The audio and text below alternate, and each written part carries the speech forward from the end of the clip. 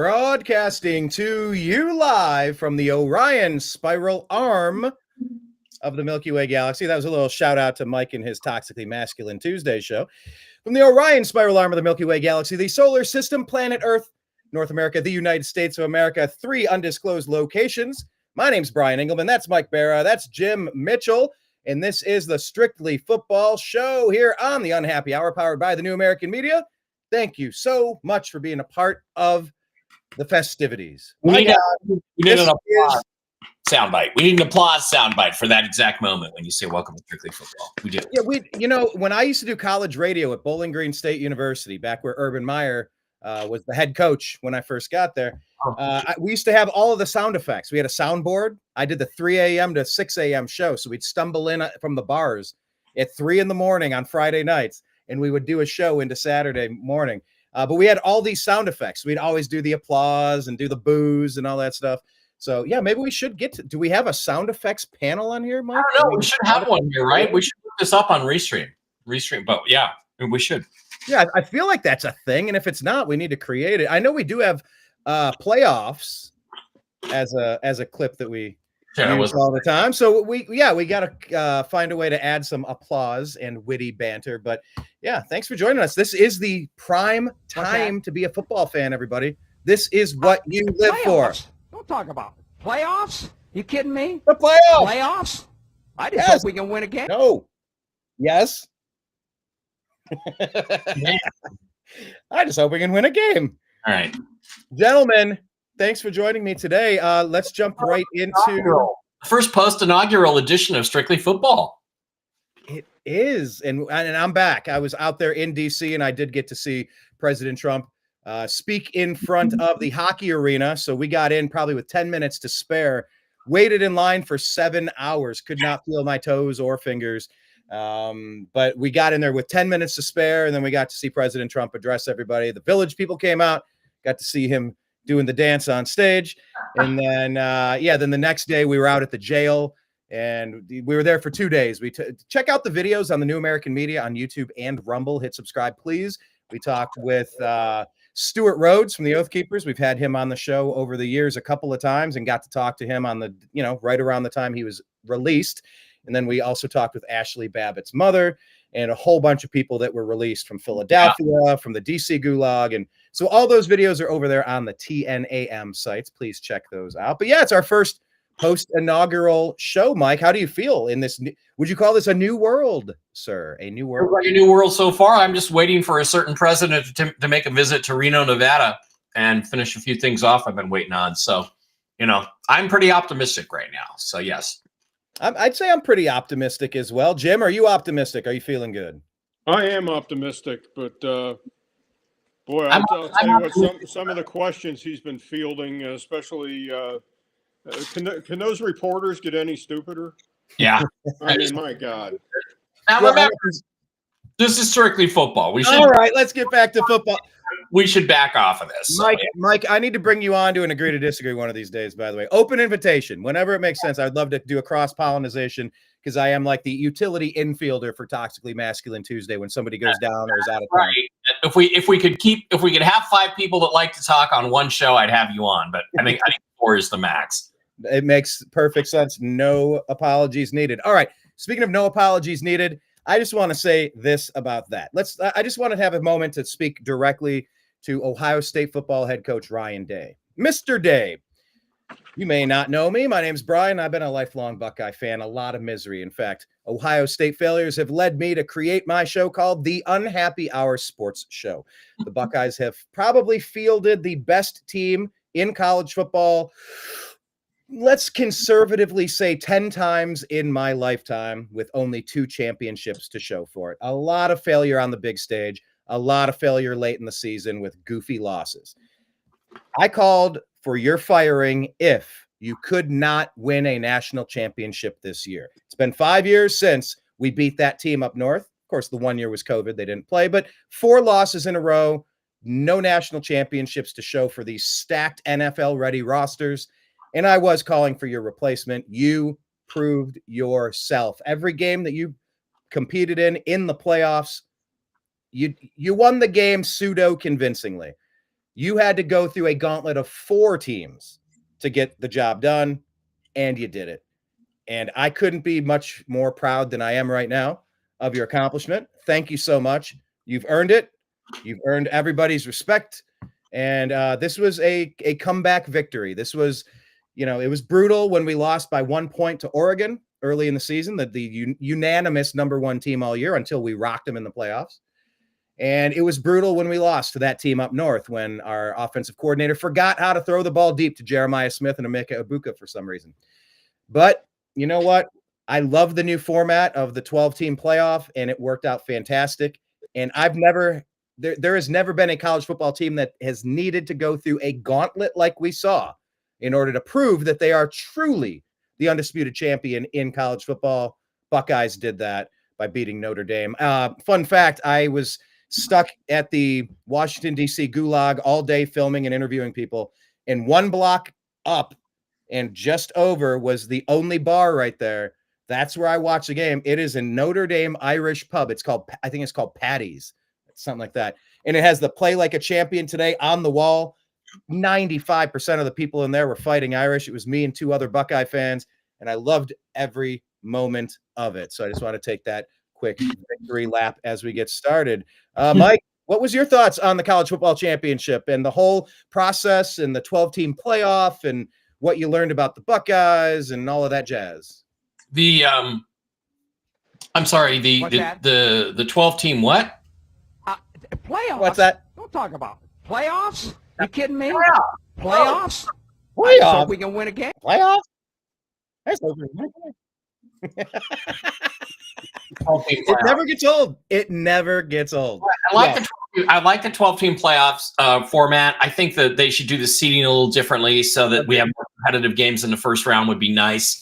Have like bad teams play the bad team, the teams at the back end. But, look, this shows you how screwed up the NCAA has been for years. I want to go back to the 1985 season when you had University of Washington, which had like 50 million guys that were going to play in the NFL on it. And they gave the championship to BYU because BYU was undefeated. And the best team they played the entire year was Michigan in not the Rose Bowl. It was the Peanut Bowl or something, some gay bowl.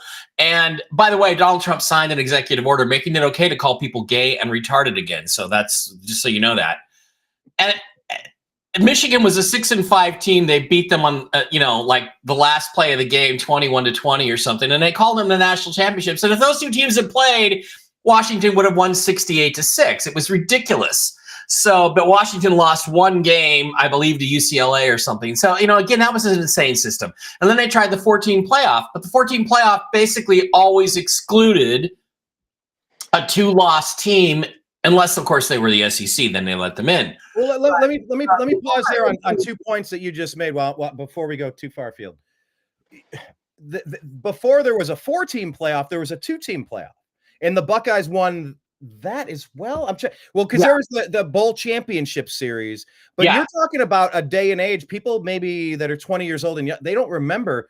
This was just they used to just vote a national champion based on what some writers in New York voted on. And again, they didn't actually have to battle and earn it. And that's where again the University of Washington in 1991 had one of the greatest teams in college football history. They had like 4 first-round picks or 5 first-round picks on one side of the ball and 2 on the other. And Mark Brunell was on that team. Great. I mean, Steve Ettman was the #1 overall pick. Injuries robbed him of a great career he would have had anyway. A lot of injustices over the years, and then they had the 2-team playoff and then a 4-team playoff. But if you were a 2-loss team in the 14 playoff, you didn't get in, period. You did not get in unless maybe you played in the SEC. And remember, there were a lot of good 1-loss teams that were kept out of the conversation. So a year ago, Ohio State would not have been in the playoff, and yet they were clearly the best team in college football. And I think that's the part of it that we're now going to be able to have, I think, a legitimate, real champion. Yeah. And the win against Oregon was signature. Oregon was probably the next best team, and you guys avenged your earlier loss. Mm-hmm. And and won the game. And I think the other takeaway from it is Will Howard is going to be a first-round pick in April. I'm going to tell you that right now. I would really love for the Seahawks to take him at 18. They definitely need a quarterback, and I think Howard just checks all the boxes that I look at anyway. And but I think he's probably, by the time the evaluation process gets done, I think he's a top 10 quarterback. So I don't think so too. I was calling on it, and I don't think that he's going to go past the Steelers. But of course, the Steelers made the playoffs, so they'll be picking just after you that just missed it. Right. Jim, what were your thoughts on the national championship festivities this year? The whole playoff round robin tournament. I mean, this gave the Boise States and the Arizona. There were so many fringe teams. It's like playoffs. Don't talk about playoffs. Playoffs? You kidding me? Playoffs? I just hope we can win a game. Yeah. Sorry about that. It's evergreen, Mike. You said the word. So I did. And I have a hard time saying the word without saying it, like playoffs. Talk about playoffs? You kidding me? I just hope we can win a game. But then this gives us an opportunity to really, you don't get lucky and you don't get kept out on the fringe because of one early loss or you went undefeated in a shit conference. It really lets all of the major players into the party, and it's a battle royal. It sifts its way out. I loved it, obviously, because we came out on top, but I liked it in general, despite the fact that we came out on top. What's your take on it? Yeah, it lends a lot more legitimacy to college football. I mean, in the past, it's like when Mike said, there was, a two-team playoff, and who was to determine which two college teams, went to the championship? The sports writers, the Associated Press. I mean, these were the people that were actually voting, and collectively, what did they actually know about the game of football? I mean, it's a lot more legitimate, and I think it's a lot. It lends a lot more credence, as far as people who like to bet football. Yeah, that you have 12 teams instead of 2 teams or 4 teams that a bunch of suits just picked, to play the game. Well, yeah, and Jim, I even agree. I remember the most egregious is probably 1994, where Florida State was 13-1, Notre Dame was 13-1. They couldn't play each other because there was no national championship game because they had commitments to other bowls. So Notre Dame couldn't be in, Florida State couldn't be in the bowl game that Notre Dame was in. And the 13-1, guess whose Florida State's loss was? 2. It was to Notre Dame. So they played head-to-head. They beat Notre Dame, and the AP, the East Coast fucking sports writers, voted Florida State the national champions because it was Bobby Bowden's turn. I mean, that it's like it's immoral what they used to do. So by the way, one point of clarification: in 2014 was when the 4-team playoff began, and Ohio State won that. That was the Ezekiel Elliott year. Right, but I was just gonna say it's just so much more fair now to actually have this as opposed to bullshit like that. I mean, how can you both have the exact same record? You both won your bowl games. The 2 teams played each other, and you give the championship to the team that lost the head-to-head game. It's absolute. So that's when I think that's when it should have all stopped. But I'm glad it's legitimate now. Yeah, nothing screamed like the good old boy network, than the way they used to do it. And that was one reason. That was the main reason why I never really got into betting college football. And everybody, the NCAA was all worried about, where's the Tostitos Bowl going to be, and where's the Bop Shawat Bowl or whatever they wanted to call it. Well, I would watch that bowl. What's a Bop Shawat? There are still bowl games. You insert the bowl games into the playoffs. Thank you. Yeah, the same thing year after year after year, and it's like, oh well, they're going to lose. It's going to lose the panache. It's going to lose the esteem of the Rose Bowl if it doesn't matter. I said, you rotate it. Rose Bowl's the championship game in this year. Then it's the Orange Bowl the next year, and then it's the Tostito Fiesta Bowl. Like, just rotate it. It's not rocket science. This one's the first round game, second, third. Just rotate. It always makes all of those bowl games relevant. It always irritated the hell out of me. They tried to make the Tostitos Fiesta Bowl into one of the major bowls when it never was. They made it a major bowl. I'm like, it's not. It's the Fiesta Bowl, right? It's El Paso or wherever it was. That's the Sun Bowl. But it was one of those. I think it's Arizona because Buckeye fans showed out there big time. Yeah, and I mean that really irritated me. And my favorite, I don't understand why they never had the Playtex deodorant tampons Cotton Bowl. Myself, I thought that would be a great sponsor, and it never happened. Mike, did you ever watch Basketball with Trey Parker and Matt Stone? Absolute classic. Yeah. Oh God, that was good. No, but you're right, Jim. This, instead of leaving it up to beat writers in Tupelo, Mississippi, and a whole bunch of East Coast bias and just random dealings, they really had to. This was it reminded me of a world. I know wrestling is fake, but having a battle royal, having a Royal Rumble. You dump 30 people in there, and it's just may the strongest person win. Good luck. You didn't accidentally become a champion this year. There was no wow, they got hot during one game. They got lucky. It's you had to beat some badass teams, and that took endurance. That took a lot of focus. This is a big change from how things used to be. Yeah. Right. And wasn't Ohio State seeded number 8 originally? 7 or 8, I think. Yeah. Well, just that statement right there, the fact that they were seeded number 8 lends legitimacy to the playoff. Mm-hmm. I mean, under the old version, would they have even sniffed it? No. No, they would not have gotten in. They would have not had the opportunity to prove themselves. And don't forget that this is a super interesting year. If you look at the final rankings, now you could say at the end of the season where they were ranked. You could say when they played during the season where they ranked, or at the end of the season what the final rankings were. The Buckeyes had to beat the number 1 Oregon Ducks. They had to. I'm trying to go off the top of my head.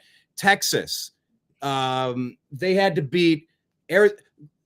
We beat number 1, number 2, number 3, number 5, number 6. It was ridiculous who we had to battle and defeat in order to come out on this. Nobody's ever had a tougher road to the championship. And like I said in the beginning, I just couldn't be any more proud of a team. Nobody's had more pressure on them either.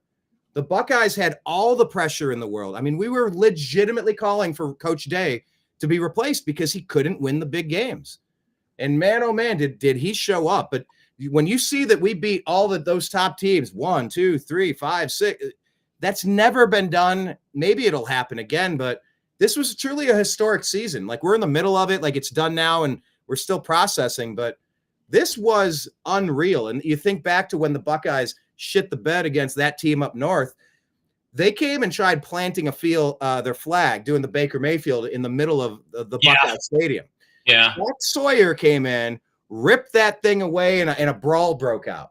And at the time, it was grow up. Why do you care about the flag? You know what? If you win the game, they're not planting the flag. Okay. But they had a closed door meeting after that, and the Buckeyes were furious. They were pissed.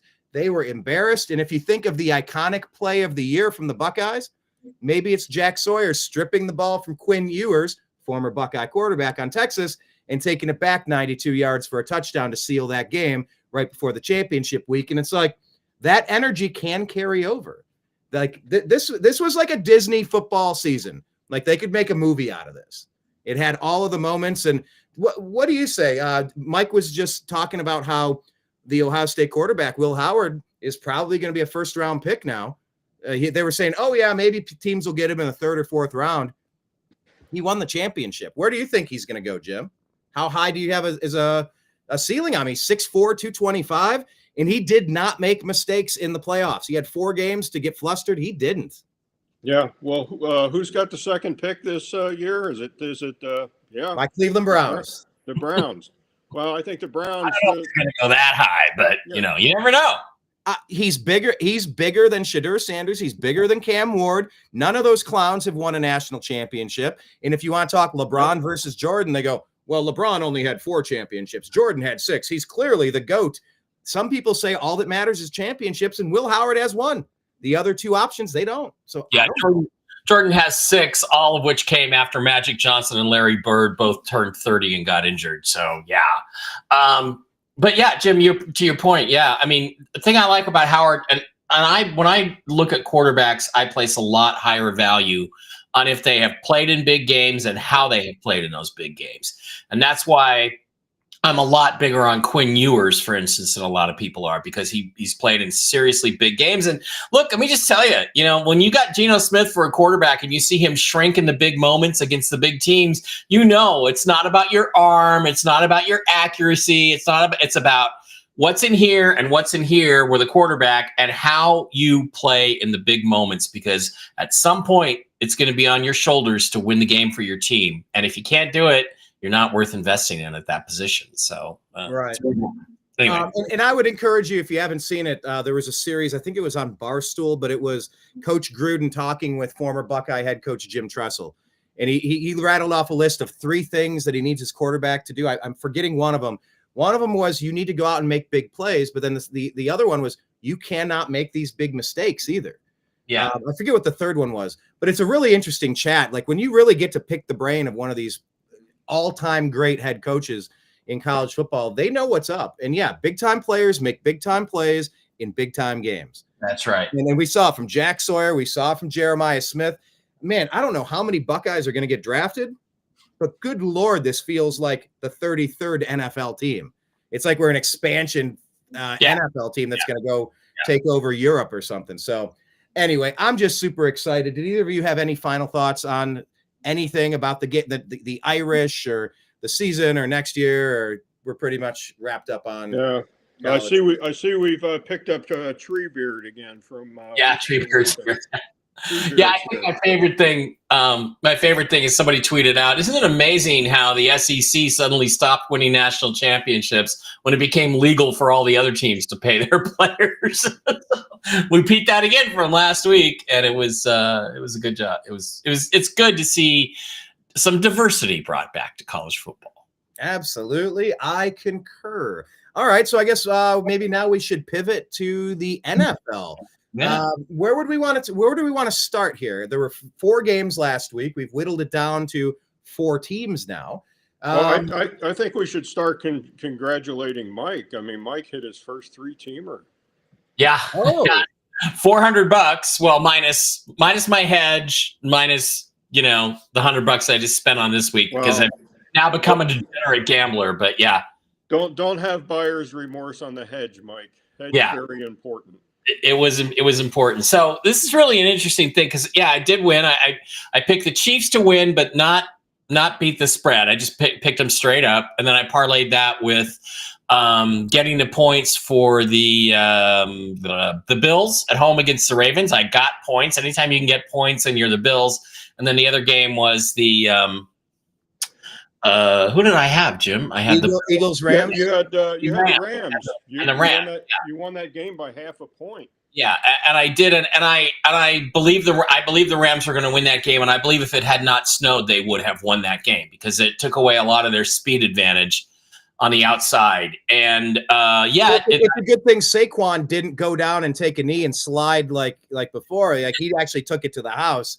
Saquon's been criticized for going down a couple times. It's cost a lot of bettors. I was very happy about Saquon going down. So you got that, and it was an interesting weekend. And of course, the star that is Jaden Daniels. And again, I didn't know he had this in him. I knew he was athletically talented, but when you look at a guy, I haven't seen a rookie with that much. They used to call it savvy, poise, and savvy. Game awareness, knowing your situation, knowing not just your down and distance, but what you cannot, I can't throw a pick here. I can't fumble. I can't take a sack. If the pressure's on, I have to get rid of it, or I have to run for it. The guy is the best rookie quarterback I think I've ever seen. And that's after CJ Stroud, who I thought last year was the best rookie quarterback I'd ever seen. And the 2 best since Russell Wilson, who is a phenomenal rookie quarterback. And I think the greatness that's in Jaden Daniels was clear for everybody to see. And again, it's here and here that seems to make winners. And that guy can single-handedly tear your team apart, even more so than Lamar or Josh Allen. I mean, the ceiling on this guy is just off the scale. It really is off the scale. Well, yeah, Mike, that's kind of understated. Do you know that in the current Super Bowl era, if the the Redskins happen to win this game, he'll be the first rookie to play in the Super Bowl. Oh my God, no, I didn't know that. But that, really? He will be the first rookie quarterback to play in the Super Bowl. Yep. That's impressive. That is. Let me show you something here. You're talking about the poise and where it's coming from. Let me show you this. Hold on, full screen. Let me show you this clip because there might be a reason. And as the singularity approaches, maybe we're going to be seeing more of this. Here, let me try. There, that works good. All right, let's play this. This is about Jaden Daniels. Maybe you'll understand why he's performing so well. Whoop, why didn't play start? Here we go. Is the key to Jaden Daniels' success virtual reality training? Daniels is able to get an extra 250 reps a week because the Commanders invested in Cognize, a German VR company that's revolutionizing football training. Here's how it works. Washington loads in thousands of plays into a VR headset that Daniels puts on, and then he runs through realistic plays in realistic stadiums to train his brain for games without risking injury. So if the Commanders' next opponent is a blitz-heavy defense, they can program in that defensive scheme for Daniels to get reps against. And because it's VR, coaches can actually increase the speed of defenders coming at Jaden, so he's able to read and react faster than needed in real life. Thanks to VR, Jaden said he's able to read defenses 80% faster than he used to, so it's no surprise the same technology is used for military training, Formula One racers, and pilots. Jaden first started using this technology back in 2023 at LSU, and that was the same year he won the Heisman Trophy. With Daniels having a historic rookie season so far, should other NFL teams be investing in VR training? So I don't know if you had ever heard that story, but when I noticed that, I went, "Oh shit, the future's here." Yeah, I think people are gonna realize that they better get in on this. And by the way, Michael Penix should have won the Heisman Trophy the year Jaden Daniels did. He had much better stats, but I believe he's going to be a great player. But yeah, this is something now that I think everybody's going to have to do. Except, of course, the Seahawks won't do it because they don't need to because they have Geno Smith, so they're not going to do the VR training. But everybody else is going to invest heavily in his technology. And if these young quarterback prospects are smart, man, they will start using it too, the same way Jaden did. I think Kyler Murray will be probably one of the first ones on board with this, with his video game prowess.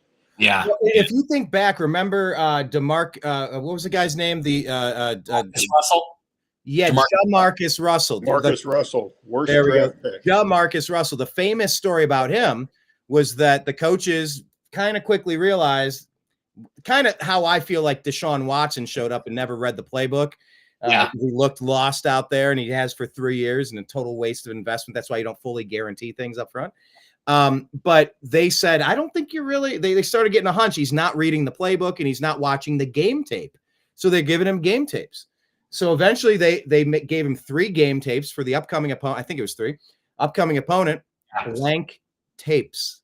And they asked him, "Are you watching the tape?" "Oh yeah, coach. Yeah, I watched all the tapes." All about what was on the tapes, and they were blank. And he never put them in, so he never noticed. And when he responded with the lie, they looked at each other and went, "Dude, this guy ain't it. He's not taking his job seriously." And I remember real good Al Davis pick there. Yeah, I remember Al Davis when he fired Lane Kiffin. Well, he didn't want to draft Jamarcus Russell. We had to get rid of him. He was so stupid. And I'm like, oh, Al, the crypt keeper, you should retire, Al. And Jesus. Yeah. The crypt Al Davis and his PowerPoint presentation on why he let Kiffin go. Yeah, exactly. Well, let's jump into the games. I mean, we were talking about the Commanders. We could just start there. I mean, who in the world picked that? I went 2-2 last week with my picks. We'll get to those a little later, but I definitely thought that this was kind of the Lions' season. This isn't the first time kind of the number 1 team in the league ended up shitting the bed when it counted. Like I said, probably 10 Buckeye teams were the best in the nation that failed to get the job done over the years. And look, this wasn't even close. The Commanders just rocked them. Mike, what did you take away from that Commanders victory, somewhat convincing over the Lions? Well, the greatness of Jaden Daniels is the first thing that popped out, and it's interesting because his elusiveness is so good. It's like for some reason my bro played a 2012 Seahawks game, Russell Wilson's rookie year against the Bears, the last half of the fourth quarter in the overtime, big game that they won in 2012, and This was Russell Wilson at 22 years old. And like Jaden Daniels, they're very similar in the sense that they were calm at all times, made the right reads, made the right plays.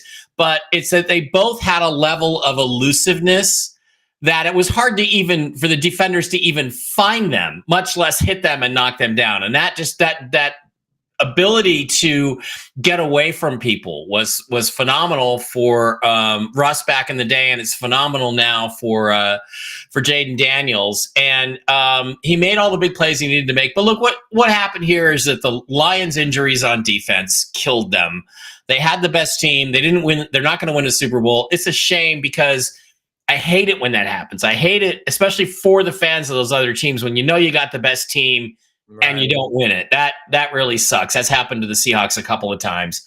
And you find a way not to win it. But just all the injuries on defense just caught up on the Lions. They just met a team that they couldn't outscore because Jaden Daniels was so good, because they were so depleted. And then they lost their starting corner. I forget the guy's name. Had a dislocated elbow or something. He was their best cover guy, and the defense only got worse there. They lost two other guys during the game that couldn't finish the game. And it just got worse and worse for them. And a lot of people like to rip on Jared Goff. I don't. I think he's great. He had the interceptions. The interceptions were when they were behind and he was trying to force things, and he had to force things downfield when he shouldn't have. The fumble, again, you get your elbow, you get your arm hit from behind when you're looking downfield. That's not on the quarterback. So, I feel bad for Goff, because I really thought he came a long way, and I really wanted him to redeem himself. So all the emotional stories on my end were favoring the Lions, but I knew the Commanders were dangerous. I knew Jaden Daniels could beat him on his own, and that's exactly what he did. Yeah, Jim, did you see this coming based on the information you had last week with the trends and projections that we had? I just didn't. I did not have it coming. I definitely lost this one when I did the pick 'em. Yeah, this game killed my four-teamer. I had the Lions on the money line. I wasn't going to lay the 9.5 or the 9, but and that's a 14-point win plus the 9. That's wild. I had them along with Kansas City on the money line also, and no, I didn't see this coming at all. And the Lions are still in the 4-team club. There's 4 teams in the National Football League that have never been to the Super Bowl, and they're one. Cleveland Browns are another. Yeah, I thought it was pretty neat though.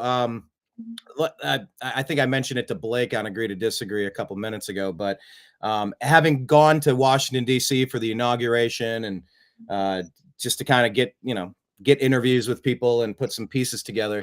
It was neat because I was in D.C. right when the Lions were beaten by the District of Columbia, by the Commanders, by the Redskins. Like, they were excited. There were Commanders hats and Commanders gloves and Commanders shirts, and they were riding high. So it's kind of like I'm always going to remember that trip to D.C. because the Buckeyes won a title and because the Commanders upset the number 1 Lions in the NFC. It was pretty wild. I didn't see it coming, wasn't anticipating it. We'll get into the next NFC team here, but I wonder how far they could actually go, the Washington Commanders. I don't know, but regardless, they're going to be facing the Philadelphia Eagles, improving to 14-3. Well, I guess that doesn't include the playoffs there, but yeah, the Eagles won. They beat the Rams by 5 points. It was a close-ish game in the snow. I love games in the snow, and here we are. Jalen Hurts threw 15-20 for 128 yards, no touchdown. Not on the screen. We're not on the screen. We're still in the Commanders game. Oh, that's what happened. Here we go. Share this tab. Thank you. It took me to another tab instead of staying. Well, you've got a chat distracting you in your lap. Appreciate it. So, not a lot of action from Jalen Hurts at the quarterback position with his arm.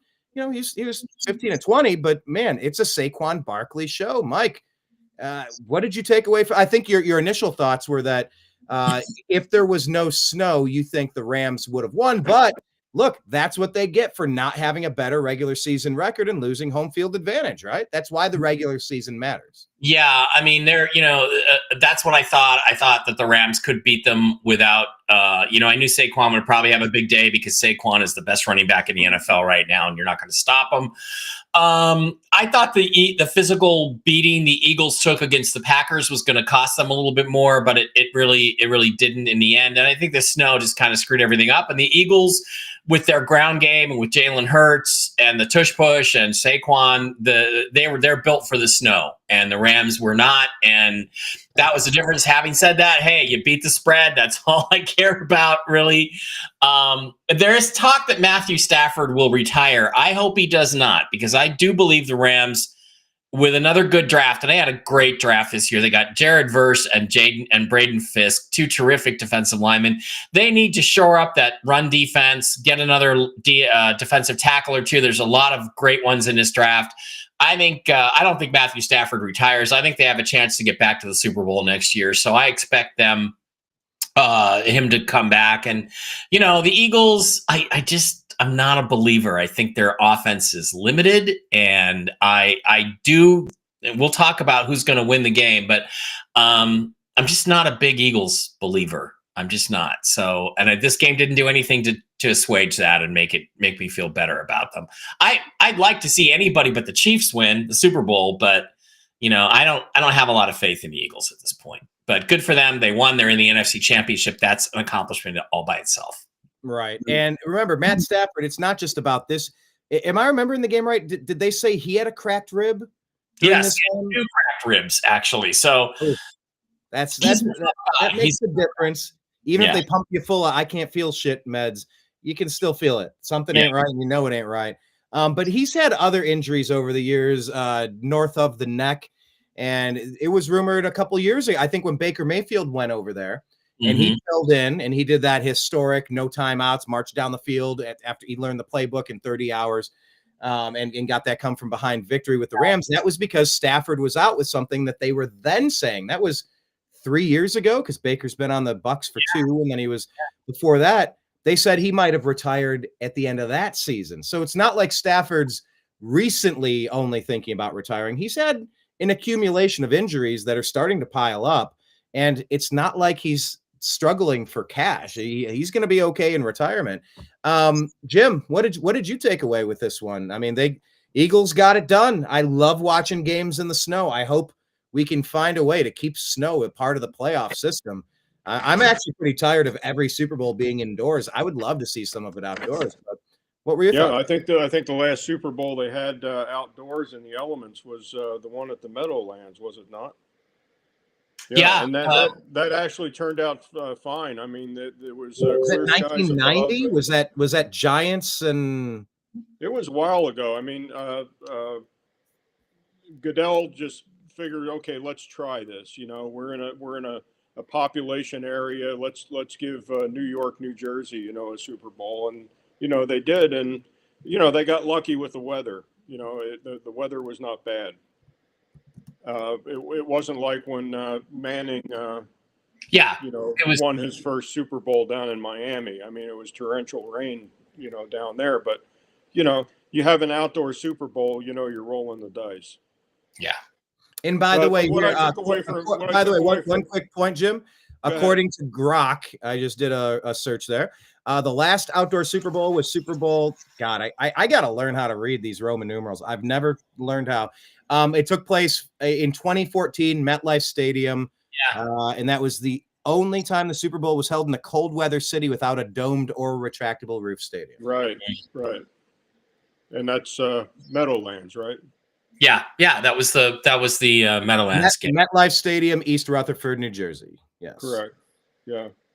Yeah. What I took from this game, again, talking about that half point, telling you guys how important that half point is. Yeah.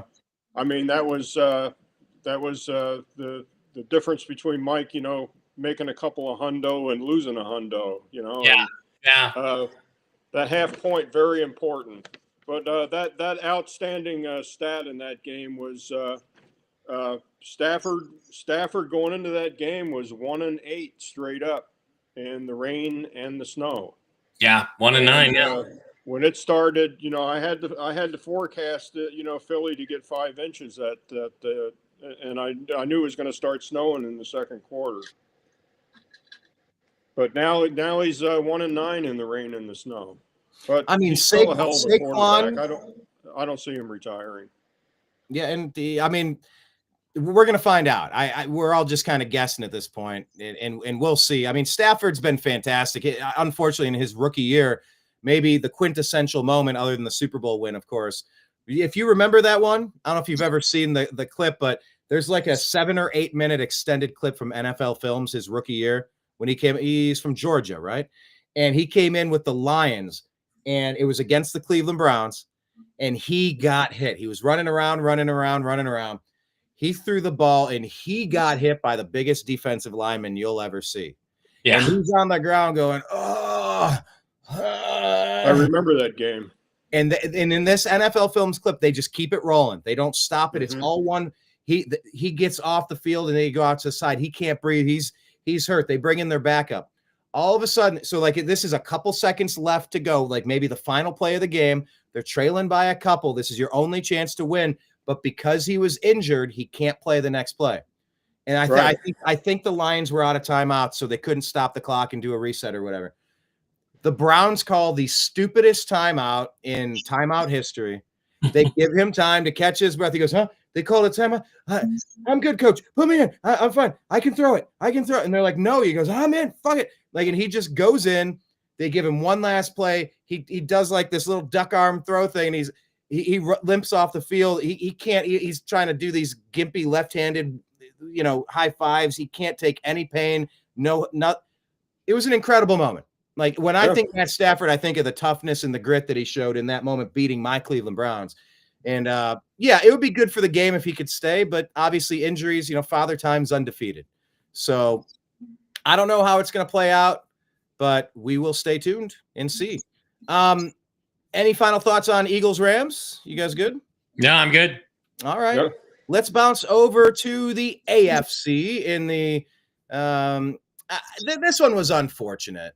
I can't stand the Kansas City Chiefs. I'm so sick of the favorable refereeing. Yeah.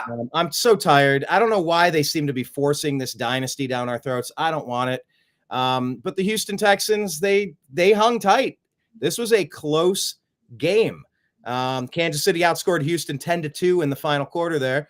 They ended up winning by 9 points, so it didn't quite matter. But, yeah, Chiefs advance. Houston Texans go home. Mike, did you have any takeaways? Did you learn anything about the Texans in this game? And then, of course, did the Chiefs earn this, or was there another laundry list of questionable calls? There were a ton of questionable calls, and even Mark Schlereth, who is he's a Bronco. I think Mike paused there on Mark Schlereth being a Bronco. He was going to say Bronco when you're honk, I guess. Your feed stalled for a second. You said even Mark Schlereth, who was a Bronco homie, there you go. Was calling it out on Twitter, saying this is ridiculous. These calls are asinine. That's not roughing the passer, and only the Chiefs get these calls and nobody else does, and it's nonsense. And so I'm hoping that the pressure builds on that a little bit, so they either don't make these calls this weekend, or they actually stop favoring the Chiefs. Now, if you really want to know the political reasons why, it is political, why the Chiefs are so favored by the NFL, I'll tell you. I'd be glad to tell you if you want to know. But, the fact is it does exist. It was a close game. The Texans could have won it. C.J. Stroud played as well as he could, given how few weapons he has this year. He's had a lot of injuries. You can't count on Tank Dell. 2 years, 2 times he's been out for the playoffs. The Texans need to go get some more weapons for C.J. Stroud so they don't squander his amazing talents. But, real quick thought there on C.J. Stroud. I thought someone said earlier that Jaden Daniels is the first rookie quarterback to do something. But, C.J. has been to the playoffs as a rookie and then the second year. To advance to the divisional championship. Maybe you're saying that he's the first rookie to get that far. Get to the conference championship, yeah. Okay, yeah. There we go. I was just trying to clarify that. That's exceptional, but it's hard to tell how good the Chiefs actually are. because there are so many calls. Literally, they've been handed a couple games this year. They had one doink, or if it doinks in instead of doinking out, they lose that game. The Raiders game, they literally changed the call, and you know, to give the game, take the game away from the Raiders and give it to the Chiefs. And it's just, or at least it was a tie, I think. And it's just really gotten to be ridiculous. And you know, my favorite thing was during the game, a play happened. I forget, there was interference or it was a face mask. And the play happens and it's over. And I'm like, what's taking so long? They didn't put the ball back and, you know, yada, and it goes on and on and on. And then like literally 2-3 minutes later, almost, they call a face mask. And everybody's like, well, obviously New York called the refs, which we know they're doing. New York and Vegas both have direct lines to that ref on the field, I'm sure, and told him to call the face mask. And it's like, they're like, oh, no, that they don't do that. That's against the rules. New York can't call down to the referee. Bullshit. Everybody saw it, right? So we're sick of the agendas. We're sick of the politicizing of our football. We're sick of it being as dirty as an election night in Pennsylvania and Detroit. We're done with it, okay? So I got a feeling, look, they better not cheat for the Chiefs this weekend. If the Chiefs win this game, it better be straight up with no controversial calls, because I think there's going to be a firestorm, if they pull this shit again on championship weekend, because now I think most of the country is going to be rooting for the Bills to go win the Super Bowl. Yeah. Bills wins would be fantastic for a Super Bowl. Yeah, all that said, though, Mike, you did have the Chiefs on your parlay, didn't you? I did to win, because I knew they would win. But I wasn't down. That's a different story. Our heart and our brain can be a little different from time to time. Ask anyone who's dated the wrong person. Your heart and your brain can be the wrong. To beat the game. Yeah. So what about you, Jim? What did you take away from this? Is this kind of what you were expecting? Surprised that because there were a lot of Texans that came out afterward and they were interviewed and they said, yeah, you got to play perfect because you got to beat the Chiefs and the refs. There were a lot of not so thinly veiled comments about it, but you know, Chiefs do get the win. Yeah, well, along with Mike, I had the Chiefs on the money line on my parlay also, but you know, it wasn't to be for me. After the Lions lost their game, I mean, my parlay ticket was dead. Yeah. The outlying stat on this game was that the Texans were 1-11 against the spread as a dog after winning a game as a dog, which that scenario was last week. Yeah. But, they've got to do something. There was an alleged hit that Mahomes took, where you could see in slow motion, you could see the two Texan players actually collided with each other, and Mahomes was laying on the ground on his back, and they barely touched him. I mean, and they called a flag on that. The John Stockton of the NFL. It was a what was it, a 15-yard penalty? Mm-hmm. Hold on, real quick. Down. Real quick. Hold on first down in the penalty. David saying, I know this is football talk. Go Eagles. The President Trump just released the JFK, MLK, and RFK Jr. He authorized their release. They haven't been released yet. And it's going to confirm my theory, ancient aliens and JFK, that JFK was actually killed because of what he was going to reveal about aliens. You will find it in that book. Go pick it up. You'll be smarter than everybody else on your block if you read it. I'm on chapter 4 of that, by the way, Mike. Okay, good.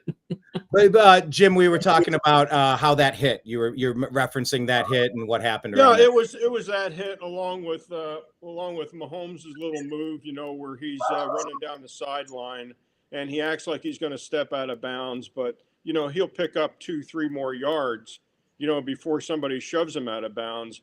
And then he does the NBA flail as he's going out, you know. Yeah, the John Stockton. I mean, they call it the LeBron flop now, but yeah, same difference. Communication is 10% verbal, 90% nonverbal. Mm-hmm. And doing this, flying out of bounds, he's telling everybody he's acting. Well, let me ask you, this is a good question and a good time to raise it. The NBA instituted a flop penalty. So they have they can blow the whistle and penalize you for pretending to be fouled when you didn't. They kind of, it's weird because the reason LeBron James started doing it is because 6 foot, what was he? 6'8", 6'7", 6'7". 6. Yeah. Nobody other than LeBron James and Shaquille O'Neal have ever been fouled and smacked in the face, elbowed in the face, punched in the head. Nobody has ever taken more shots with fewer penalties called than those two, Shaquille and LeBron. And LeBron eventually figured out, he's like, what the hell? So I have to sell it every time I get punched in the face or else I'm never going to get a penalty. So then he started learning how to flop, and then he started flopping on more occasions. And it started turning into, come on, dude, stop this. It's like, well, if you would have called the game normally, it would have been hack a LeBron and send him to the free throw line like they did with Shaq.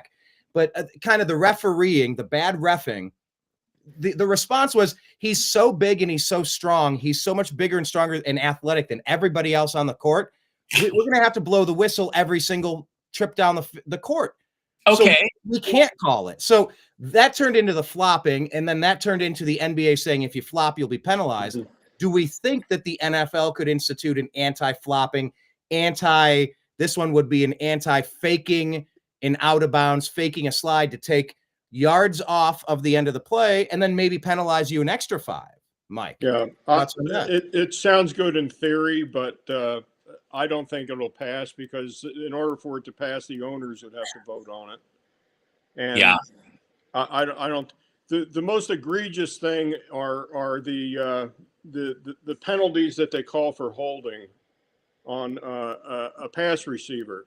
A pass defender will run out and it's obvious holding, but he'll add a little sauce on it by throwing up his hands. How many times have you seen a defender throw up his hands and say, "Oh, I didn't touch him"? No, by throwing up your hands, you're telling the zebras, "I just committed a foul." You're drawing attention to yourself. Let it go. Just let it go. Quit while you're ahead type of stuff. What about you, Mike? Do you think that there's a chance there? Because look, the Trevor Lawrence situation, he got blasted by somebody like, "Oh, you're suspended." Fine. But if you're doing that fake slide thing, you're bringing it on yourself. You know, it's not good for the investment into these quarterbacks. That they're trying to take these extra couple yards, but then it's leading to Trevor Lawrence getting his head cleaned off. You know, look, what needs to happen is this, and you're supposedly not allowed to do this in football anymore, but somebody needs to say, a coach needs to say, we're playing the Chiefs and Patrick Mahomes this week. I just want Patrick Mahomes to know that I've told my guys, we don't care how many 15-yard penalties you get. If you have a clear shot on Patrick Mahomes, you take it and you go right through him and you do your best to knock him out of the game. We're not saying injure him. We're saying we're going to knock you out of the game.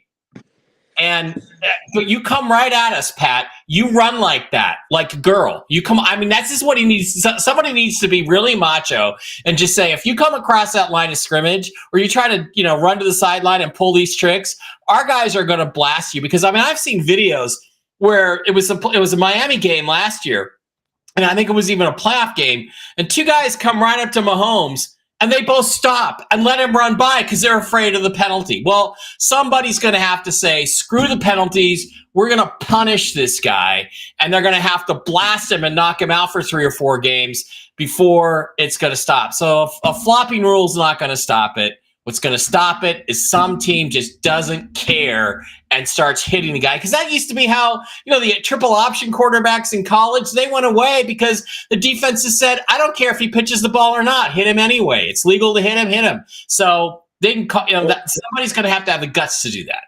Correct me if I'm wrong, but once the quarterback leaves the tackle box, he's no longer a quarterback. He's a running back. Yeah. Rule. Unless he slides. Unless he slides. Somebody on defense has got to fall on the sword, go ahead and take him out. It's like Jack Lambert said. We talked about that the other day, Mike.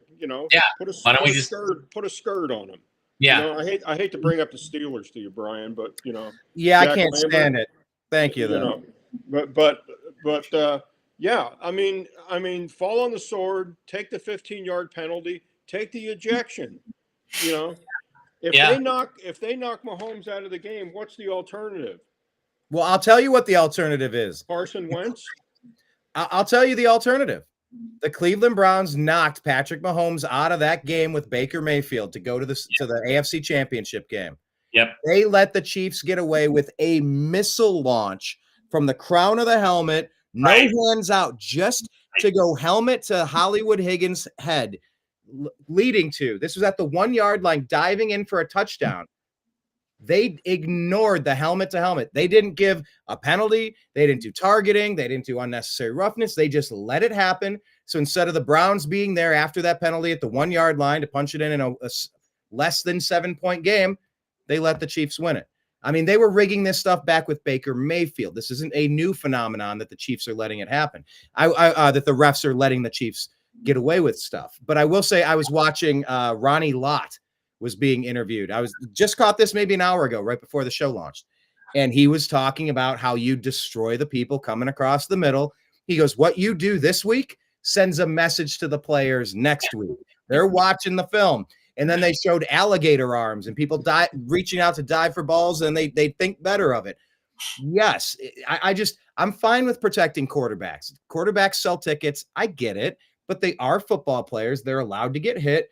I don't want any dirty. I don't want Minkah Fitzpatrick from the Pittsburgh Steelers. The thing is, with an illegal hit, just blasting the knee of Nick Chubb the opposite direction in a dirty ass play. And I don't want someone exploding into somebody's head, helmet to helmet. Yeah. You know, hit him in the chest, wrap him up, and spin him down. That's how you tackle.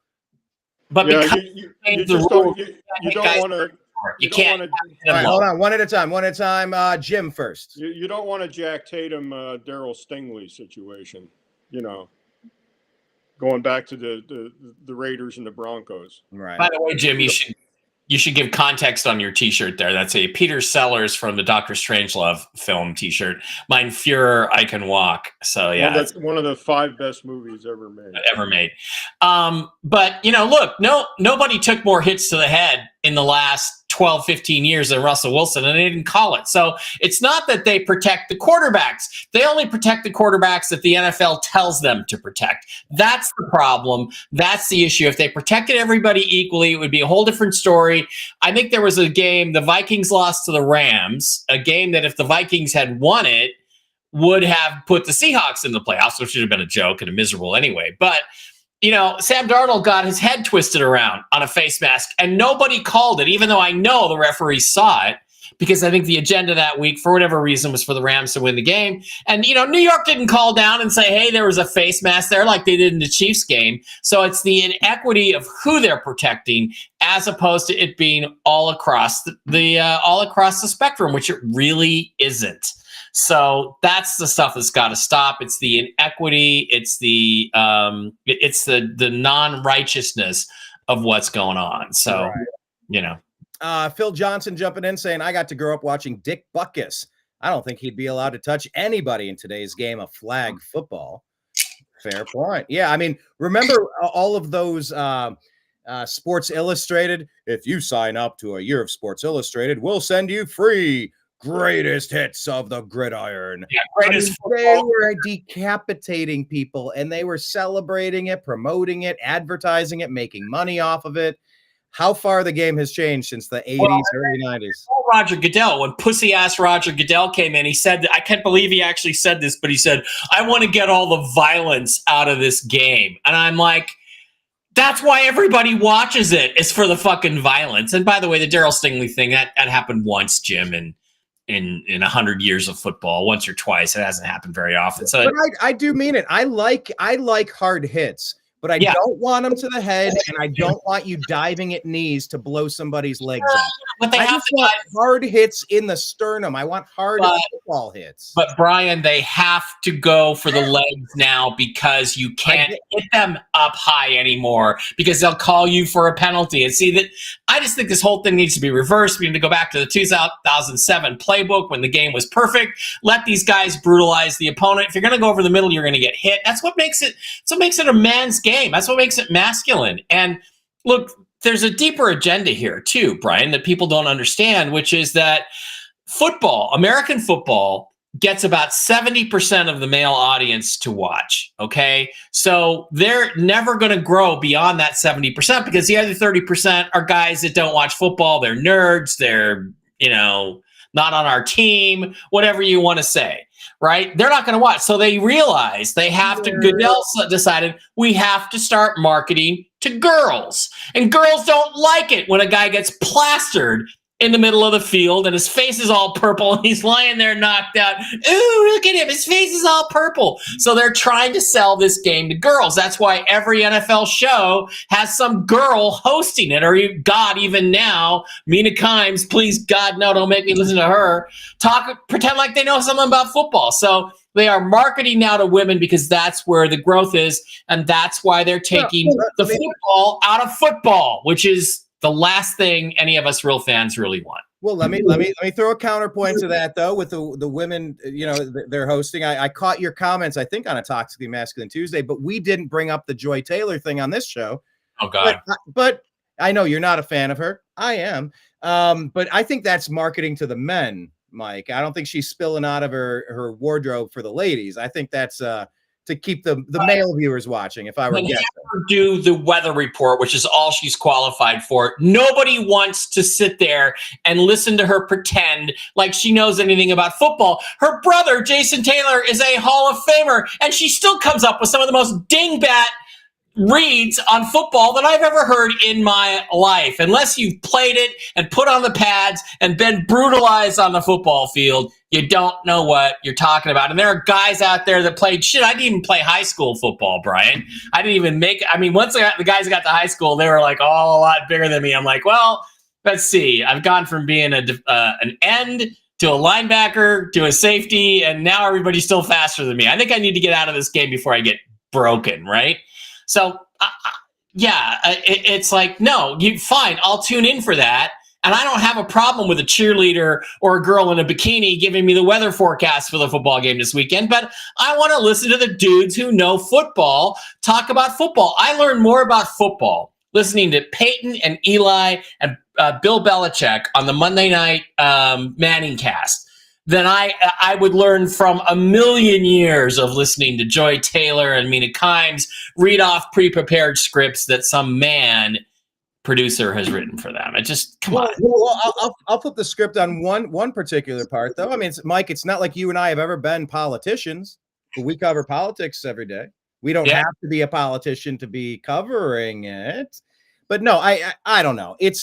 I think you're right that they're definitely pushing it. They're pushing NFL flag football leagues. They're definitely selling the pink merchandise. And why not? I get it. But the whole Taylor Swift, Travis Kelce forced down our throat thing, the whole Patrick Mahomes is the golden boy. I'm so over it on every level. And I'm done with the dynasties unless it's my franchise. And this one ain't. I'm rooting against the Chiefs, that's for sure. All right, let's switch gears here. Baltimore Ravens, Buffalo Bills. Is it safe to say that we're all going to root for the Buffalo Bills to win the Super Bowl? Is that just me? I am. Yeah, I am. Jim? No. Okay, we'll get to that later then. Let's talk about this game. 25-27. Man, this was a close one. Lamar, once again, fails to bring home a Super Bowl. He's in the running for MVP again, but the Buffalo Bills found a way to make this happen. Josh Allen did not have the most prolific passing game of his career by any stretch. Zero touchdowns passing, but he did rush for 2 of them. What do we take away from this one? Was this more Baltimore failing to get it done, or was this more the Bills going out and getting it? I'll reverse it since Mike and I talked so much that last segment. Jim, what about you? What was your takeaway on this one? Was this Ravens failure or the Bills conquering? I think it was probably a little more Ravens failing. I mean, Mark Andrews. I mean, just can't. That was rough. That was Jackie Smith. That was so rough. If you're old enough to remember Jackie Smith dropping the pass for Dallas Cowboys in the end that was zone. awful. What about Scott Norwood wide right? I mean, that brings us right back to the Bills. One play to win it all, one ring to rule them all, and laces out, man. Laces out. Yeah, laces out. Ace Ventura. Ace Ventura. That one to Mark. I mean, look, Mark Andrews is a badass. He is a fantastic football player. But look, this could happen to anybody. Anybody could swing and miss. You get into the Baseball Hall of Fame getting 3 hits out of 10. That's a 70% failure rate. These things do happen, but man, when it happens in a moment like that, it's painful. That sits with you for a long time, right? Yeah. Well, this game bailed me out of my losing parlay. As I told Mike, I just came over the top and laid the correct amount on the Bills and got my money back less $8. So I was happy for the week as far as betting, but I couldn't see why the Bills were installed as a 1.5 point dog. That was weird. I didn't expect that either. I did not understand that. I mean, crunching the numbers, it just didn't make sense. Jim, those numbers, let me ask you one other thing. How many points on average does the home team get an automatic swing? It's just overall. Normally between 3 and 3.5 points. 3.5. So 3.5. If this were played on a neutral field, then Baltimore would have been installed as a 4-point favorite, 4.5, 5-point favorite, and it didn't make sense. Yeah, the Bills, but plus the fact that the going into this game, the Bills were 9-0 straight up at home. Yeah. So. I don't understand. It didn't make sense at all to me. I had Buffalo in this game, as did Mike, and like I said, it saved my bacon as far as the monetary part of the game was concerned, betting the game. What about you, Mike? What did you think of this one? I mean, I hate the Ravens for Cleveland reasons. They stole my franchise in 1995. Don't forget, we had Nick Saban and Bill Belichick as coaches on our team. Ozzie Newsome, director of player, in the front office. God, what they stole from us. I will never forget. God we should have been the next God dynasty. bless Art Modell. Oh, fucking hell. Yeah, so Mike, I have no love for Baltimore, but I do recognize Lamar has improved as a quarterback, as a throwing quarterback. I think I said on last show, he came into the league the last pick overall in the first round, 32. Yeah. He was an athlete playing quarterback. He came from Louisville, where I'm living now. But he's turned into a pretty good, accurate quarterback, dynamic with his feet, but also making some great passes.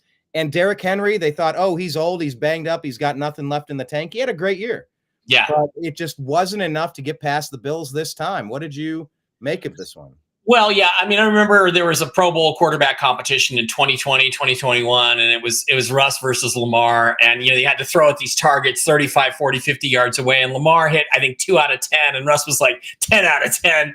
And it's just the accuracy was in there. He's improved that dramatically. But the bottom line is, look, he shrinks in the big moments. You have to say that about Lamar. As much as he's improved, I don't think he deserved his MVP last year. He shrinks in the big moments. He doesn't do it in the playoffs. And that's why that's important. Yeah, sorry. That's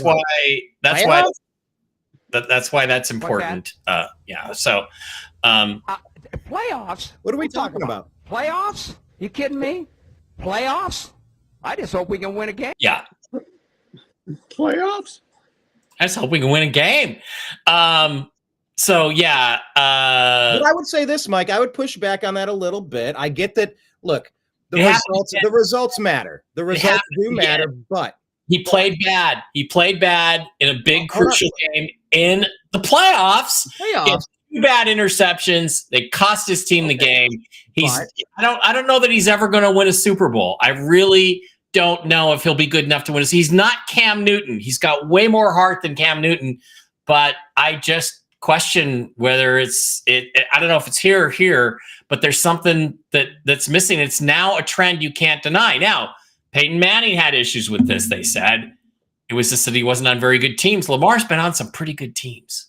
But let me just counterpoint. Far be it from me to give any kudos to those dirty rat birds out there in Baltimore, Edgar Allan Poe.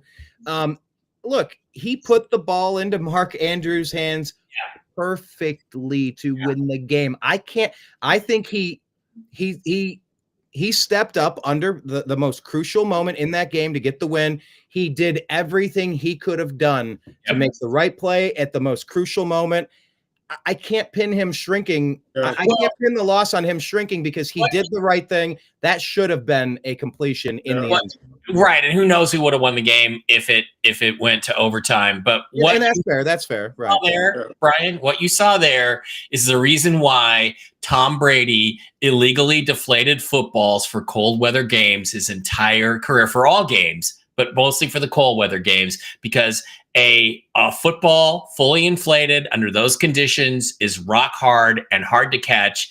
Even if your name, even if you're Andrews, even if the ball hits you right in the hands, it's harder to catch. That's why Tom Brady deflated footballs illegally for years and years and years and years, 8 years, because of moments like that. And it cost the Ravens. So maybe next year Lamar's going to have his equipment guy named the deflator go take a little needle and poke it into all the games in a cold weather late season game. Well, hey, how about the NFL reconsiders if the temperature drops below a certain point? Maybe you can take an extra PSI out of it. I mean, if it's impossible to throw, why don't they just accommodate for that? Yeah, the rule's the rule. I would really like to know what the Ravens football's inflation level was set at for that game. Was it the 12.5 PSI minimum, or was it higher than that?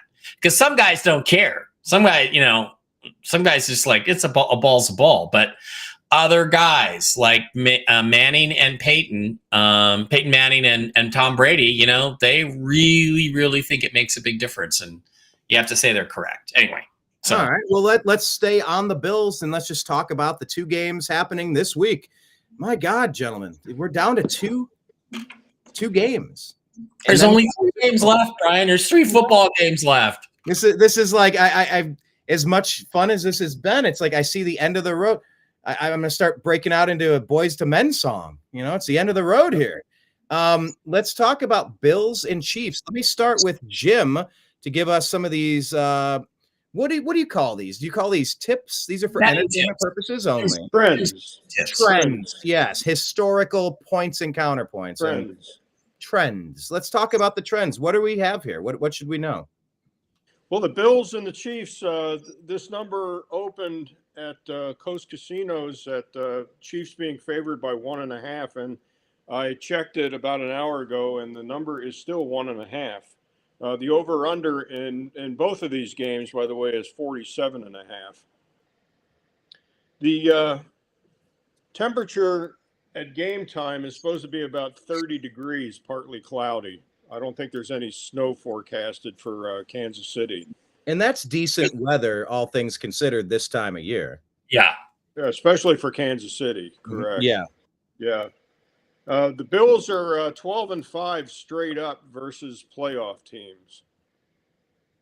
They are 12-7 against the spread in 2024. What's that? The Chiefs are 4-8 against playoffs? The spread. Don't talk in about 2004 playoffs. In the last 12 you kidding games. me? Playoffs? I just hope we can win a game. We can't. Yeah. I'm sorry, Jim. Can you repeat that last part one more time? We're Which children. one? We are children over here. We're kids. Yeah, we're children. Anyway, go ahead, Jim. There you go. All right. So The Chiefs are 4-8 against the spread in 2024, the last 12 games. Patrick Mahomes is 27-9-1 straight up as a favorite of 3 or fewer points or as an underdog. wow, that's a trend. It's a big number. It's 3-1. Chiefs are 21-8 straight up when favored by less than 3 points. Just the history of this game, November 17th of 2024, these two teams played together. The Chiefs were at the Bills. The score was 21-30 Bills. Mm-hmm. Just an interesting note, there are 43 members of the Kansas City Chiefs that have conference playoff experience in this game. That's a big deal. 43. Wow. On the other side of the ball, the Bills only have 14 players that have conference playoff experience. So That a might little mean bit more experience on the end on the side of the Chiefs. The Bills are 0-7 straight up in conference playoffs the last 30 years. I'm sorry, 0. Say that one more time. 0-7 straight up in conference playoff games the last 30 years. yeah. That's the game right before the Super Bowl. Yeah. I mean, that 0-7 is a massive marker of crumbling Yes. under the pressure. Yes. Okay, what about the Redskins-Eagles game? Redskins-Eagles game, the number is still 6.5. I believe this game opened at 5.5 and abruptly went to 6.5 on Tuesday. Can I press pause there and ask you a little bit of clarification on who sets the lines and what it means? So when the line is set, it's not necessarily because that's what they think the outcome will be. They're just trying to find the number that will elicit the most number of gamblers to gamble on each side. Am I thinking of it properly there? Am I defining it? Yes, you are. You're thinking of it properly because on a straight bet, normally the payout would be 11 to 10. So in other words, you would have to lay $110 to win 100. So mathematically and theoretically, the sports books want equal amounts of bets on either side. That's why they adjust the point spread either up or down during the week prior to the game. And that's to solicit.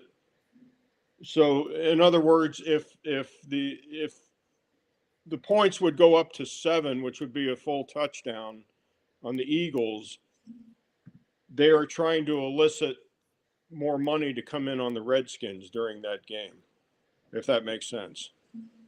Yeah. So they want even money because if the number hits on say it, obviously it's not going to hit on 6.5, but if the number were to go to 7 and the number hits on the 7, they're going to get the vigorish, which is the juice, which would be the 11 to 10 on that number.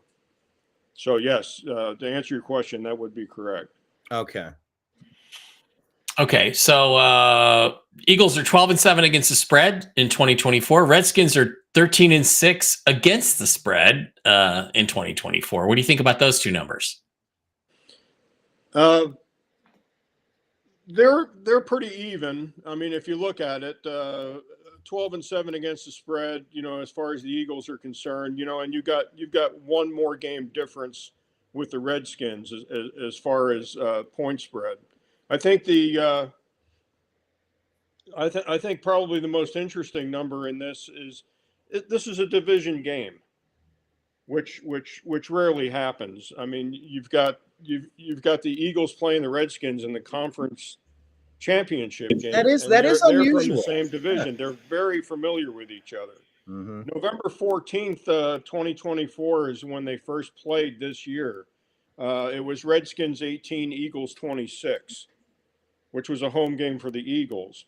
And then on December 22nd, which was a couple of weeks ago, it was Eagles 33, Redskins 36. So the Redskins lost the first game and they won the second game. Interesting fact here. I think if you look back on the schedule, the last time the Eagles had a road game, I think was December 6th, was the last time they played a road game. Wow. Okay. Which is pretty significant. The first week in December. And so they're still at home. They're still hosting. They're still at home, and they have been at home ever since week 1 or the first week in December. Dogs of 6 or more points are 44-36 against the spread. Rookie quarterbacks on the road are 7-17 straight up in the playoffs. But last week. What's that? Last week. Hold on. I'm so glad playoffs? It's not just. You kidding me? Playoffs? I just hope we can win again. I'm so glad it's not just me. Yeah. I mean, you guys, it makes me so happy. All right. But Jaden Daniels pumped that number up last week by beating the Lions. No. Yeah. Because last week that number was 7-16 straight up. Teams, this is the stat that scares the hell out of me in this game. Teams that play the Lions the week prior, which the Redskins did, are 4-9 straight up. But they are 1-12 against the spread the next week. Yeah. And that was a tough game they played up in Detroit. Yeah. That scares me in this game as far as betting it. That number right there. Let me ask though, in that game, we were talking about the injuries to the Lions. Do we know, did the Redskins take a bunch of injuries in that game? Either way, like the point being they get worn out by the end of 4 quarters, but do we know, are they missing anybody specific, or did they take any direct hits? Not that I recall. I'm going to look up the injury report. I don't show anybody injured in that game, Brian. Okay. All right. But official injury or not, it takes a lot out of you to battle the Lions. Right. Yeah. We have 3 guys who didn't practice. Sam Cosmi, the starting guard. Clellan Ferrell was limited. He's a defensive tackle. Defensive tackle Deron Payne didn't practice. This is a finger knee thing. Bobby Wagner did not practice, but everybody else was either limited or full.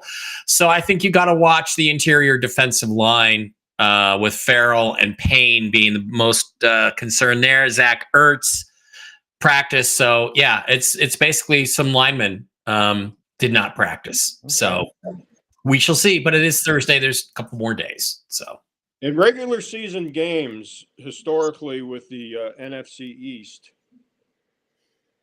between the Cowboys, the Redskins, and the Eagles, usually the point spread is between 3 and 3.5. Yeah, it's tight. Just like in the AFC North, it's tight usually. I think this number is probably artificially inflated. What is the number again? I'm sorry. 6.5. 6.5 in favor of the Eagles. Just to artificially inflated to get the early money, get it flowing. Yeah, this is an hour and a half bus trip, between up I-95 between Washington D.C. and Philadelphia. I mean, I wish I had that. I logged 9.5 hour drives in and out of DC this week. It's a lot of driving, folks. Yeah, a lot of driving. But all right. As far as betting the money line, Eagles fly. I think the Eagles will win the game. Okay. But if you're interested in betting the game, you'll take the points. They need to bring back this hat too.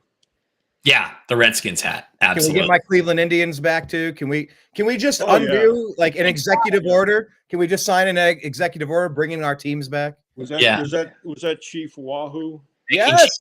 The official logo. By the way, for the people that aren't aware, the Indians had the first Native American player to play on their team, and I think they had another or two, but it was Luis Sockalexis. And after playing on the team for a while, the other sports writers from other cities started joking. I think we were called the Spiders at the time. And instead of calling us by our team name, they're like, oh, we're playing the Cleveland Indians. And they got Indians on their team, we're the Indians. And then eventually the Cleveland team and the sports writers go, that's a cool name. Like the Boston Braves were a thing. There were a lot of Native American names being used. You go, let's just call ourselves the Indians. Let's switch it. And we went to the Cleveland Indians. So the Indians, by the way, and I'll wrap this baseball part up quick, but the Cleveland Indians, it wasn't meant as a slur. It was like we broke that barrier. Everyone else started calling us that anyway. And it's kind of like how the N-word turned into, that word just means dude to us now. What's up, dude? Hey, my dude. Hey, dude. Dude, please. It's our word now. We are the Cleveland Indians. Take that. And so the Indians, by the way, had the first black manager in American League. That was Frank Robinson in the 70s. The Cleveland Indians had the first black player in the American League, Larry Doby.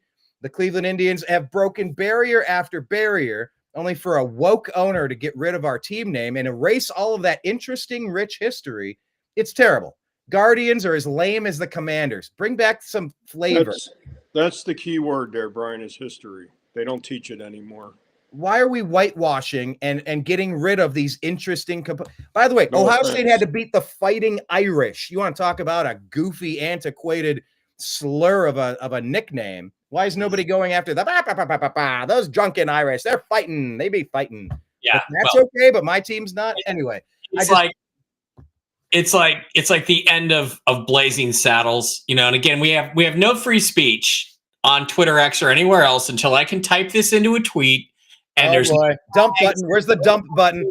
At the end of dump button, the guy goes, "All right, we'll take the dudes and the chinks, but we don't want the Irish." We won't take the Irish. It's a hilarious moment, and we should really get back to that place in America where we can talk like that. That is an interesting analogy where it's like you take that word, that's our word now. It just means dude. It's like the Indians were being laughed at, like, oh, we're gonna go play the Cleveland Indians. Fuck it, we'll be the Indians. We're the Cleveland Indians. We'll honor this because this is cool. And well, I'm never gonna not call them the Redskins. So yeah. Where are the white women at? Yeah, where are the white women at? I need to go back and watch that. All these clips keep popping up, and I'm seeing it in like a minute here, 2 minutes there. I need to just sit down and watch it from front to back. And the thing is, you can't watch it on television because literally every other word is beeped out. It's ludicrous. It's like, why even bother? Okay, so I bet. I was just saying, Jim just picked the Eagles, right? You picked the Eagles. Eagles to win the game, yeah. But if you're going to lay 6.5, hail to the Redskins. You're taking them. All right, let me do this. Let me pop this up. This is my betting from last week. I went 2-2. I'm 152 and 130 on the season, which, you know, seems okay. But trust me, that came from a much worse spot than it landed. I'm happy to be up by 22 on the year. Of course, Mike is going to show. Mike is the one you kind of look at it. You cheat off of his test when you're doing a little pop quiz. You look over at Mike's, not mine. But last week I picked Houston in an upset. I thought Kansas City was finally going to be due to shit the bed and let some of that karma catch up to them because they haven't played great and they've gotten lucky a lot. Yeah. Unfortunately, Houston lost that one. I lost that. I did pick Detroit to win that game. I lost that. However, I did pick the Eagles over the Rams and the Bills over Baltimore. So not all was lost. Now moving into the conference championships, Buffalo at Kansas City. Man, I would not be surprised to see the Chiefs win a Super Bowl again, despite all of my personal misgivings. And for that reason, I'm still picking Buffalo. I do think they're a better team. And I hope that karma from everybody except Kansas City cheering for that team, I just hope it catches up. I'm going for the Bills. Wide right, Scott Norwood. Boy, I love losing Super Bowls. That's what Bills stands for. Boy, I love losing Super Bowls. I'd love to see him win. I think they are the better team. I'm picking Buffalo. Washington at Philadelphia. Look, we were talking about the doink, getting lucky, a doink kick going in. You're like, oh my gosh, another one. You know, look, let's not forget Washington took a doink kick to take out Baker Mayfield and the Buccaneers very recently. Yeah. So they've had their share of close calls. I think the pedigree of the Eagles is there. Even though Jalen Hurts and that passing offense is not quite clicking, just, you know, I understand it was snowing last week, so we can take a little bit of that out. But when you have Saquon, you don't have to pass for 350 yards a game. So I'm predicting a Eagles-Bills Super Bowl coming up on my side. Mike Bara, what about you, sir? Actually, while you pull up your screen, let me ask Jim. Let me ask you about the NFC. Who are you picking in a straight up money line NFC matchup? AFC matchup. I meant AFC. Yes, sir. You're picking the Eagles straight up. You're taking the Redskins with the points, and then just in a little AFC, caveat on the Eagles. Also, I read something today. Jalen Hurts' left knee is still tweaked. Oh, he has not practiced this week. Oh, why didn't you tell me that before I made my prediction? No mulligans, too late. Nothing's carved in stone, Brian. You can change it. Yeah, but you're betting the game straight up. I won't remember. I would still stay with the Eagles straight up, but as far as the points are concerned, the Redskins is the play. Who is the backup again? Not Carson Wentz. Eagles backup? Kenny Pickett. Kenny Pickett. Kenny Pickett. Oh, Kenny Pickett. Okay. I'm still going Eagles. God, why am I still picking Eagles? But I'm playing for fun. Let's be fair. If I were putting money on it, that might. Yeah. If Hurts gets knocked out, forget it. I mean, his name is literally Hurts. Is that a sign? It is Hurts. All right. Last week. Show us what you did last week. Well, last week I was 2-2. I got the 2 of the games right, just like everybody else. I was 2-2 in my picks. Fortunately, I won my parlay because I picked the Chiefs straight up, and I took the point spread with the Rams and got the 6 under the 6.5. So I got the Rams Eagles wrong, and I got the Redskins Lions wrong. We all did, but I got myself the Bills, the Chiefs, and the point spread with the Rams. 2-2 last week, 189 and 93 for the year. That's really pretty good. So now we come to the conference championship game. Look, I don't care who you're playing, where you're playing, you're going to give me Josh Allen and the Buffalo Bills and the points. I'm going to take them. I think they're going to win the game. I'm worried about the one stat that Jim had about, I forget what it was, but look, I'm going to stick with my convictions. I'm going to take the points. I bet the Bills in a parlay with the Redskins. I'm taking the Redskins over the Eagles. I know the Eagles have the best defense in the NFL.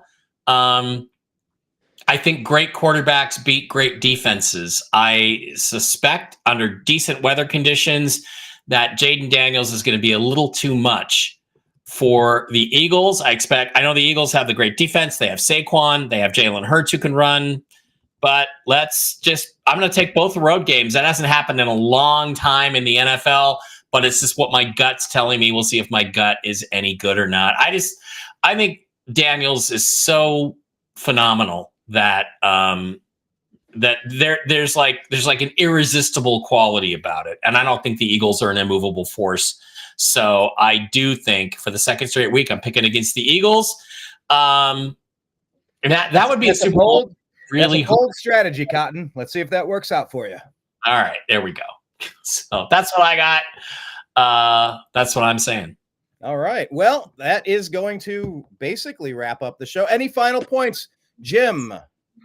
Yeah, I'm reading David's message here. He says, I know that this is a football talk and so on and so forth, but I'd like to give a shameless plug. Here it is.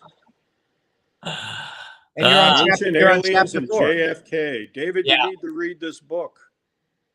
Yep. And Mike is the author of that book. He's an ancient alien guy. You've been on that program plenty of times.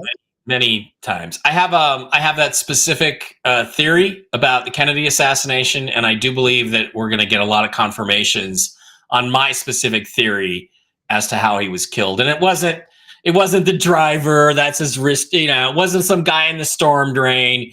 It was J.D. Tippett on the grassy knoll and Lee Harvey Oswald in the 6th floor window of the Texas School Book Depository, hired by the CIA, directed by MJ-12 with the full knowledge of Lyndon Baines Johnson and Congressman Albert Thomas. That's what I'm going with. That's my prediction. I'm bold. I'm all in. And J.D. Tippett was a member of the Dallas Police Force.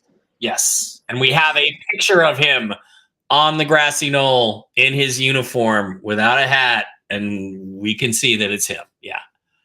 And Florida, I can walk. So anyway, yeah, thanks, Jim. That's important stuff. So one more point on that. I played this video a second ago on the Agree to Disagree show. I'll promote the show, but let me show you this clip from Pompeo. Since we're talking about it, and it is breaking news, and for the love of God, if you can't talk about finally getting to the bottom of who killed our president, I don't know.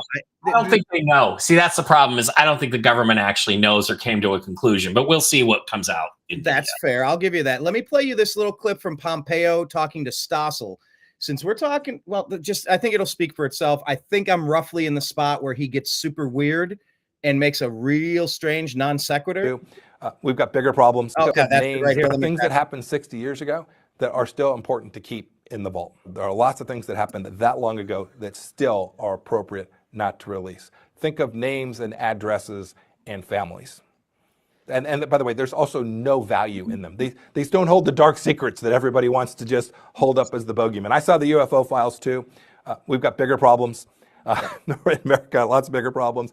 Just because something is kept secret will not go to the darkest corners. But why in the same sentence did he bring up UFOs when talking about Kennedy?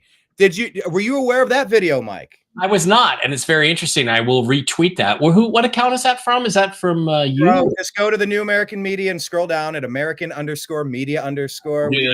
The cutting edge of all the cool shit happening. But yeah, that was a Stossel clip with Mike Pompeo. Why did he bring up UFOs right there?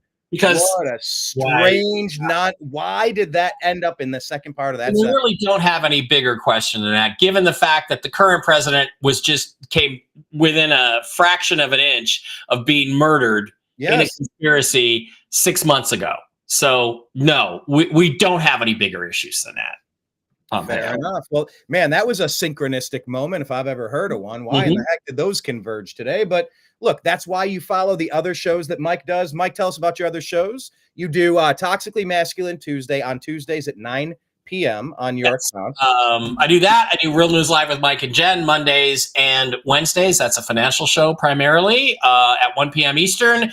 Tomorrow at 1 p.m. Eastern, I'm interviewing the XRP crypto financial expert Mel Carmine. So tune in for that on all the usual channels. MikeBara.blogspot.com is where you can get all the links to that stuff, or go to Real News Live with Mike and Jen on Rumble, or go to Mike Bara 2, Mike Bara 3, or Mike Bara 333 on YouTube. I'm still barely alive, barely avoiding the censorship acts on those channels. So see you tomorrow. Yeah, good luck with that, of course. And yes, Mike does his show tomorrow at 1 o'clock. He and I talk because we do share the studio, and my show will be wrapped by 12 or 12:30 at the latest. But we've started a new TNAM AM show. So in the morning, we kind of unpack and sift through social media, find out what's going on. And then Tuesdays and Thursdays, we do the Agree to Disagree show, often with Blake Wally. And yeah, we hope you follow us in all the platforms, Rumble, YouTube, the Unhappy Hour Sports Show, and the New American Media, the Agree to Disagree show, all of those things, and the TNAM AM show. Yeah, lots of videos will be released. We'll be putting some stuff out there, sports content, all sorts of things. Thank you so much for joining us, finding us, etc. Any other final words that we didn't get to, gentlemen? No, let's just go play some football and have a good weekend. Let's do that. Appreciate you all. Talk to